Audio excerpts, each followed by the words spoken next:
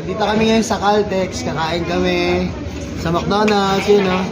Kain with Ate Tin. At ang aking kuya at ate.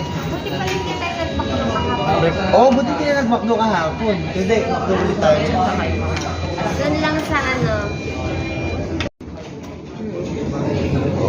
Sarap ng honey. Sabi ko na to. Go na!